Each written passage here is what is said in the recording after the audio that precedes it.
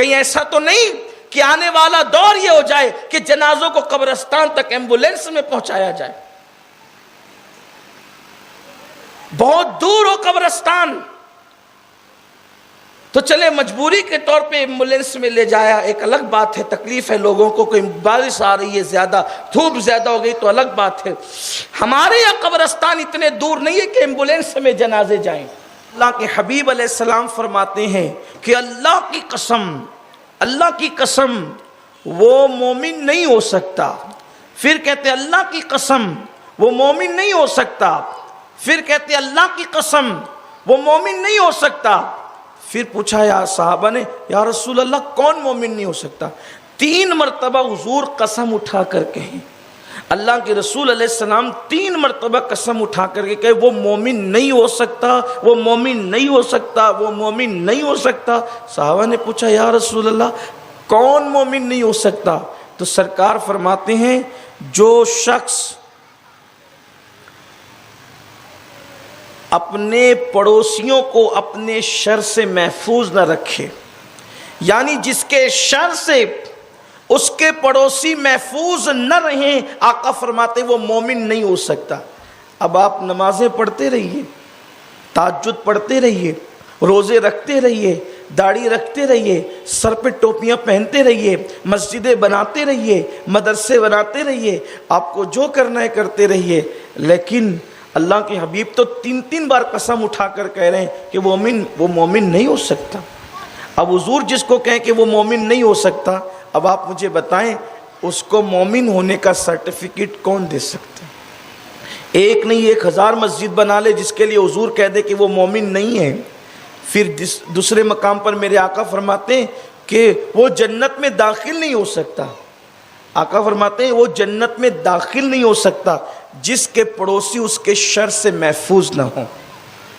اب آپ دیکھیے کہ اس سے کتنی سخت ترین تاکید آئی ہے۔ ہم بھی پڑوسیوں کے ساتھ رہتے ہیں اور آپ بھی پڑوسیوں کے ساتھ رہتے ہیں۔ میں سمجھتا ہوں کہ جس نبی کے کہنے پر ہم نے نماز کو فرض مانا، جس نبی کے کہنے پر ہم نے روزوں کو فرض مانا، جس نبی کے کہنے پر ہم نے حج کو فرض مانا، جس نبی کریم صلی اللہ علیہ وآلہ وسلم کے کہنے پر ہم نے زکوٰۃ کو صاحب نصاب پہ فرض مانا، جن کے کہنے پر ہم نے ساری بات مانی، اب وہ رسول تو 3 بار قسمیں اٹھا کر کے فرما رہے ہیں کہ وہ مومن نہیں ہو سکتا جس کے شر سے اس کا پڑوسی محفوظ نہ ہو۔ ہمارے شر سے ہمارا پڑوسی کتنا محفوظ ہے؟ تھوڑی دیر کے لیے غور کریں، آپ تھوڑی دیر کے لیے غور کریں کہ ہمارے شر سے ہمارا پڑوسی کتنا محفوظ ہے۔ اللہ کے رسول صلی اللہ علیہ وآلہ وسلم فرماتے ہیں کہ جس کو اچھا پڑوسی ملے، جس کو اچھی سواری ملے، اور جس کو اللہ کے حبیب صلی اللہ علیہ وآلہ وسلم کے فرمان کا مفہوم ہے جس کو وطن میں روزی ملے، گویا کہ اللہ نے اس کو بہت بڑی نعمت عطا فرما دی۔ وطن میں روزی، اچھا پڑوسی اور اچھی سواری، اور ایک مقام پر فرمایا اچھا مکان، اچھا پڑوسی اور اچھی سواری، جس کو یہ ملا اللہ نے اس کو بہت بڑی نعمت عطا فرما دی۔ اس کا مطلب یہ ہے کہ کتنی بڑی چیز ہے اچھا پڑوسی۔ ایک مرتبہ حضرت سعید ابن العاص رضی اللہ تعالی عنہ کا پڑوسی پریشان ہوا، اور پریشان ہو کر اس نے سوچا کہ میں اپنا مکان بیچ دوں گا، میں اپنا مکان فروخت کر دوں گا۔ ایسے میں ایک شخص مکان خریدنے کے لیے آیا تو اس نے کہا کہ مکان کی قیمت تو 1 لاکھ روپیہ ہوئی، لیکن سعید ابن العاص کے پڑوس کی قیمت تم کیا لگاؤ گے؟ اس لیے کہ مکان تو ہر جگہ ملے گا لیکن سعید ابن العاص جیسا پڑوسی کہاں ملے گا، اس لیے اس کی قیمت کتنی لگاؤ گے؟ جب یہ بات حضرت سعید ابن العاص کے پاس بات پہنچی کہ میرا پڑوسی پریشان ہے اور پریشان ہو کر کے وہ مکان بیچ کر کے جا رہا ہے، تو حضرت سعید ابن العاص نے فرمایا تمہیں 1 لاکھ کی ضرورت ہے، 1 لاکھ میری طرف سے میں تم کو تحفہ دیتا ہوں لیکن تم بیچ کر کے مت جاؤ۔ میرے پیارے آقا صلی اللہ علیہ وسلم کے پیارے دیوانوں، دیکھو اللہ کے رسول صلی اللہ علیہ وآلہ وسلم نے جن صحابہ کی تربیت کی تھی انہوں نے پڑوسی کا کتنا خیال کیا۔ آئیے دیکھتے ہیں کہ پڑوسیوں کے حقوق کیا ہیں۔ اللہ کے حبیب مصطفیٰ جان رحمت صلی اللہ علیہ وآلہ وسلم فرماتے ہیں پڑوسی کا حق یہ ہے کہ اگر وہ بیمار پڑ جائے تو اس کی عیادت کے لیے جاؤ۔ پہلی بات تو ہمارا حال یہ ہے کہ پڑوسی سے اپنی جمتی نہیں۔ اکثر لوگوں کی سب سے زیادہ جھگڑا اگر کسی کے ساتھ ہوتا ہے تو پڑوسیوں کے ساتھ ہوتا ہے، بلکہ پڑوسیوں کے ساتھ جھگڑا ہوتا ہے تو پولیس اسٹیشن تک کے کمپلین جاتی ہے۔ اور بات کتنی تھی تو کہا کہ اس کا بچہ میرے آنگن میں کھیلتے ہوئے آ گیا، یعنی کہ اتنی چھوٹی سی بات پر بھی ہم کیس کرتے ہیں ایک دوسرے پر، حالانکہ یہ کیس کرنے کی بات ہی نہ تھی۔ اس میں نقصان کس کا ہے؟ آپ کے وقت کا نقصان ہے، آپ کے پیسے کا نقصان ہے، آپ کی عزت کا نقصان ہے۔ فرمایا میرے آقا صلی اللہ علیہ وسلم نے کہ پڑوسیوں کے ساتھ اگر اچھا سلوک کرو تو بھی اجر زیادہ ہے، اور پڑوسیوں کو نقصان پہنچاؤ تو بھی گناہ زیادہ ہے۔ سرکار علیہ السلام فرماتے ہیں جس نے پڑوسی کے گھر سے چوری کی اس کو 10 چوری کے برابر گناہ ملتا ہے، جس نے پڑوسی کی عورت پر بد نظری کی اس کو 10 درجہ، یعنی کہ کہیں اور بد نظری کرے گا تو اس سے 10 پٹ زیادہ گناہ اس کو یہاں ملے گا، اس لیے کہ پڑوس میں رہنے والے کے حقوق زیادہ ہیں۔ تو اللہ کے حبیب صلی اللہ علیہ وآلہ وسلم فرماتے ہیں پڑوسی بیمار پڑے تو اس کی عیادت کرو، یعنی اس کو دیکھنے کے لیے جاؤ۔ اب بیماری کتنی، یعنی کہ اگر اس کو بخار آ گیا تو اس کی مزاج پرسی کریں آپ کہ کیسے ہو، کیا تکلیف ہے آپ کو، یہ پڑوسی کا حق ہے۔ اور اگر پڑوسی کا حق ہم نے ادا نہ کیا تو قیامت کے دن اللہ کی بارگاہ میں پکڑ ہوگی، رب کی بارگاہ میں سوال ہوگا۔ اس سے بڑی بات کیا ہے؟ میں تو کہتا ہوں کہ ایمان والوں کے کلیجے کانپ جانا چاہیے 3 مرتبہ قسم اٹھا کر جس کو میرے آقا فرمایا کہ وہ مومن نہیں ہے۔ یہاں تو بڑی سے بڑی قربانی دینے کے لیے ہمیں تیار ہو جانا چاہیے، اس لیے کہ اللہ کے رسول علیہ السلام جس کو مومن نہ کہیں اس کی کیفیت کیا ہو۔ حالانکہ اس کی تعویل کی ہمارے بزرگوں نے، محدثین نے، کہ وہ کامل مومن نہیں ہے، وہ کامل مومن نہیں ہے، لیکن بہرحال حضور تو کہہ رہے ہیں نا کہ وہ مومن نہیں ہے۔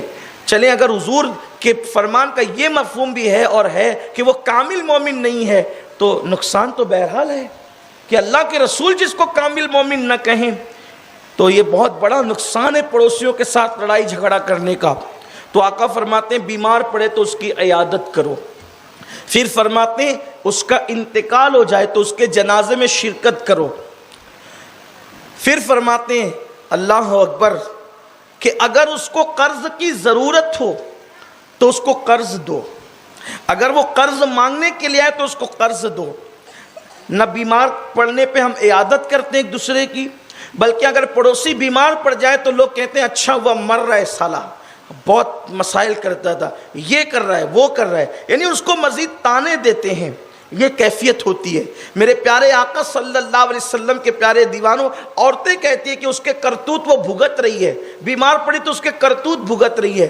یاد رکھنا کسی مصیبت زدہ کو مصیبت میں دیکھ کر اس کو تانا دینے والے کے لیے فرشتہ کہتا ہے اے کسی مسلمان کو مصیبت میں دیکھ کر تانا دینے والے اور خوش ہونے والے، اب اس کے لیے تو تیار ہو جا کہ اللہ تبارک و تعالی اس کی مصیبت کو دور کر دے گا اور اس مصیبت میں تجھے مبتلا فرما دے گا۔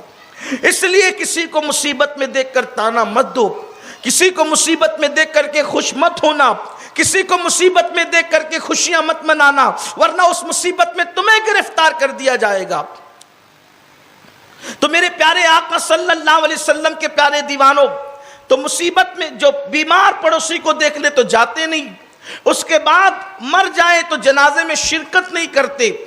اور آج کل تو جنازے میں شرکت کا حال یہ ہے کہ ہر آدمی مصروف، اتنا جھوٹ بولتا ہے آج کا مسلمان، اللہ ماشاءاللہ، کہ میں بہت بیزی ہوں، میں بہت بیزی ہوں۔ جو جتنا کہتا بیزی وہ اتنا رکامہ ہے، اتنا زیادہ وہ فری ہے۔ کہے کہ بیزی ہو، کہے کہ مصروف ہو، گٹر کے پاس بیٹھ کر گیم کھیلتے ہو، تمہاری مصروفیت یہ ہے؟ گٹروں کے پاس بیٹھ کر کے لڑکیوں سے فون پہ باتیں کرتے ہو، تمہاری مصروفیت یہ ہے؟ حرام کام کرنے میں مصروف، وہ کہتے ہیں مصروف ہے، اسی لیے آئے تھے دنیا میں آنے کا مقصد یہی تھا کہ زنا کے پلان بنائیں گے، گٹروں پاس بیٹھ کر کے گیم کھیلیں گے، کوڑیاں کھیلیں گے، تاش کے پتے کھیلیں گے، غیبتیں کریں گے، چگلیاں کریں گے۔ جنازے میں جانے کی فرصت نہیں ہے، گناہوں میں ڈوبے ہوئے ہیں۔ ارے تم کسی کے جنازے میں نہیں جاؤ گے تو تمہارے جنازے میں کون آئے گا؟ کہیں ایسا تو نہیں کہ آنے والا دور یہ ہو جائے کہ جنازوں کو قبرستان تک ایمبولینس میں پہنچایا جائے؟ بہت دور ہو قبرستان تو چلے مجبوری کے طور پہ ایمبولینس میں لے جایا، ایک الگ بات ہے، تکلیف ہے لوگوں کو، کوئی بارش آ رہی ہے زیادہ، دھوپ زیادہ ہو گئی تو الگ بات ہے۔ ہمارے یہاں قبرستان اتنے دور نہیں ہے کہ ایمبولینس میں جنازے جائیں۔ اس علاقے والوں کا قبرستان عائشہ نگر ہے، بہت دور نہیں ہے۔ ادھر والوں کا قبرستان بڑا قبرستان ہے، ادھر چھوٹا قبرستان ہے، کئی قبرستان الحمدللہ ہمارے شہر میں موجود ہے۔ لیکن یہی صورتحال، بائک پہ قبرستان جانے کی یہ رسم بد، بلا عذر شرعی رسم بد، اگر یہی رواج دے دی گئی تو ایک وقت ایسا آئے گا کہ لوگ مردے کندھوں سے محروم ہو جائیں گے۔ اس کو میں نے بار بار اپنی تقریروں میں کہا، عذر ہے تو کوئی بات نہیں ہے، لیکن جنازے کے ساتھ چلو، اس لیے کہ ایمبولینس میں گاڑیوں میں جو جنازہ جا رہا ہے بہرحال وہ مومنوں کے کندھوں سے محروم ہو رہا ہے۔ اور مومن کے کندھے کی برکت یہ ہے کہ مومن جب کسی جنازے کو کندھا دیتا ہے، اگر کندھا دینے والا نیک ہے تو مردے کی مغفرت ہو جاتی ہے، مردہ نیک ہے تو کندھا دینے والے کی مغفرت ہو جاتی ہے، یہ بات ہے۔ اور پھر جنازے کے ساتھ چلنے میں یہ بھی ہے، جتنی دیر تک جنازے کے ساتھ چلیں گے ہر قدم پر وہ کبیرہ گناہ جو توبہ کے بغیر معاف نہیں ہوتے، ہر قدم پر کبیرہ گناہ معاف کیے جائیں گے۔ اس کی بڑی برکتیں، دل نرم ہوتا ہے۔ میت کے گھر والوں کے ساتھ چلو تو ان کو بھی تسلی رہتی ہے۔ اب تو یہ بھی ہو گیا ہے کہ مالداروں کے جنازوں میں بھیڑ ہے، غریبوں کے جنازے میں کسی کو شرکت کا موقع نہیں۔ مال و دولت سب ہو گیا، پیسے سب ہو گئے، تو پڑوسیوں کا حق ہے کم سے کم محلے والے تو شریک ہوں، کم سے کم محلے والے تو شریک ہوں۔